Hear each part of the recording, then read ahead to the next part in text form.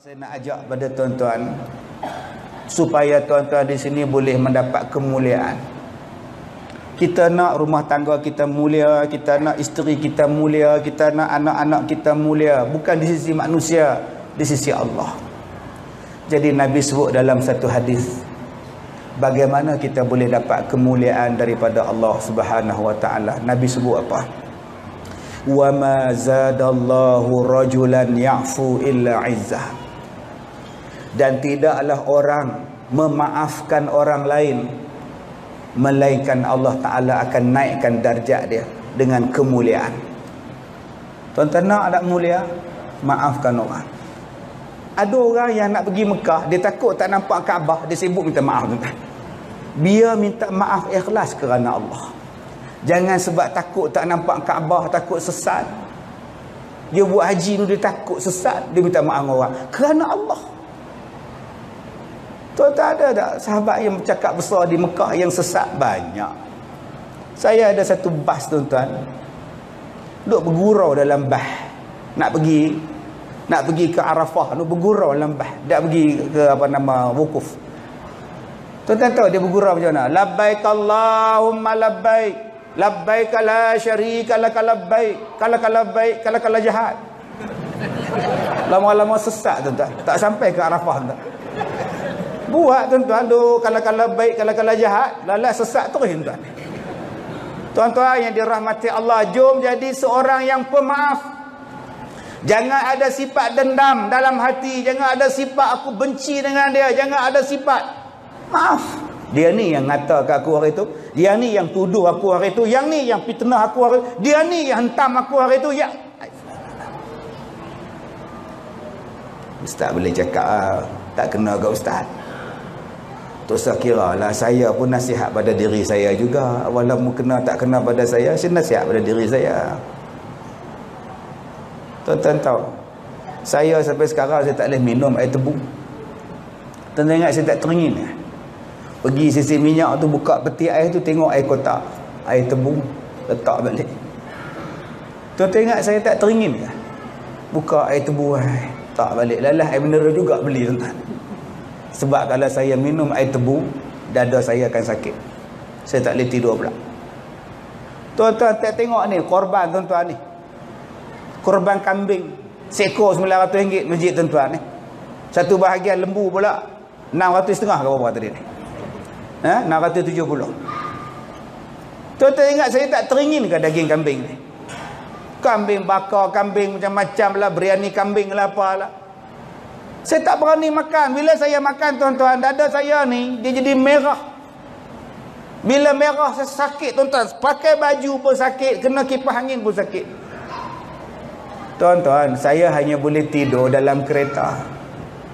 Sebab tu saya suka ceramah. Bila saya ceramah, saya boleh tidur dalam kereta. Kalau saya tidur atas katil, tak mau tidur. Berapa tahun dah, Ustaz? Berbelah-belah tahun. Saya tak pernah rasa nikmat tidur di rumah, tuan-tuan. Sebab tu rumah saya bersih. Mop, iron, semua saya buat, tuan-tuan. Tak ada kerja apa, iron langsung. Saya tak boleh tidur. Dah berapa lama Ustaz tak boleh tidur? Berbelas-belas tahun. Sakit, tuan-tuan. Ustaz kenapa benda-benarnya? Ustaz kenapa? Santau. Bila? Tahun 96. Teruk. Muntah darah, tuan-tuan. Saya makan nasi jadi ulat. Ingatan saya tak center. Macam-macam benda saya lupa. Rumah saya kena kacau, berkocak segala benda. Hidup susah. Nak pergi mengajar dah pakai jubah semua, sampai depan pintu pingsan. Berbulan-bulan, tuan-tuan, saya duduk di hospital selama sebulan, tak boleh buang air kecil. Tebuk di sini, tuan-tuan. Doktor tak tahu apa sakit. Operate 4 kali. Belum masuk jantung. 4 kali saja operate perut. Bila dah dioperate, tak ada benda yang nak dibuang. MRI nampak, CT scan nampak, X-ray nampak, ada benda putih dalam ni. Kena buang. Bila belah, tuan-tuan, tak ada. 4 kali, tuan-tuan. Lalah doktor kata kita mau buka lagi sekali, Ustaz. Ingat pintu buka tutup. Tak payah lah. Tuan-tuan, saya menderita berpuluh-puluh tahun, berbelah-belah tahun. Sampailah beberapa tahun yang lepas, suami isteri ni datang ke rumah saya. Dia kata, Ustaz, saya minta maaf, kami minta maaf. Kami mengaku kami yang sihirkan Ustaz. Saya senyum bila dia cakap. Saya ketawa lagi. Saya tahu. Ustaz tahu dari mana? Saya tahu. Bukan 6 orang ke? Mana lagi 4? Loh, Ustaz tahu mana 6 orang? Saya tahu. Dia ingat saya bomoh kan? Sebab saya mimpi. Dalam mimpi saya, 6 orang ni keluar dalam mimpi saya. Ditunjuk satu persatu. Seorang isteri dia, 5 orang lelaki-lelaki. Saya jumpa di masjid, saya jumpa di pasar malam, saya jumpa di sekolah, saya jumpa dia. Saya tetap angkat tangan dengan dia. Sampailah bila dia datang rumah saya minta maaf. Saya kata, abang tak minta maaf pun saya dah lama maafkan abang. Dia peluk saya, tuan-tuan.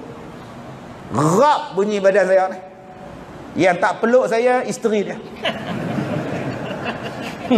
Subhanallah. Adakah saya hanya bermuka-muka depan dia? Tak. Dia jadi anak murid saya yang paling depan sekali. Selepas pertemuan itu. Anak dia kahwin, saya datang. Dia letak saya meja VIP. Letak tinggi tu, Ustaz Kazim. Dengan duduk meja. Bila anak dia dapat cucu, saya yang cukur jambul anak dia. Bila dia meninggal, saya yang mandikan. Bila mayat dalam masjid, saya yang jadi imam, tuan-tuan. Dia jadi orang yang rapat dengan saya. Satu benda pun saya tak simpan. Saya maafkan dia dunia akhirat. Saya tanya dia buat di mana? Adalah berapa ribu abang upah? 30,000. Selesai kan Ustaz Kazim? Tuan-tuan, sebab apa yang saya maafkan dia? Sebab saya berpegang pada hadis yang saya baca tadi. Kalau kamu nak kemuliaan, belajarlah memaafkan orang. Allah bagi kemuliaan.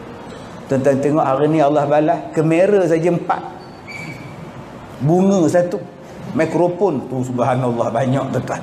Allah bagi tak kemuliaan, Allah bagi pada kita. Begitulah tuan-tuan, kalau tuan-tuan nak bahagia dalam rumah tangga tuan-tuan, tolonglah maafkan isteri kita, tolonglah maafkan suami kita, tolonglah maafkan anak-anak kita, tolonglah maafkan mak bapak kita. Jangan ada simpan dalam dendam hati tuan-tuan. Tuan-tuan tak akan dapat kemuliaan daripada Allah Subhanahu wa taala. Yang kedua, kenapa saya maafkan dia? Walaupun sakit, hanya Tuhan saja yang tahu. Kenapa yang saya, tuan-tuan, saya tak ada langsung perasaan benci pada dia?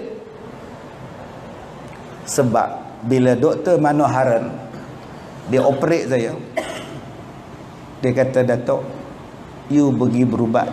Ini bukan sakit biasa-biasa, ini black magic. You percaya black magic? Percaya. Sebab masa saya sekolah rendah dulu, tiap-tiap hari saya main. Itu pensel magic, kata dia. Color magic nama dia. Ini magic, kata dia. Black magic. Pergi berubat.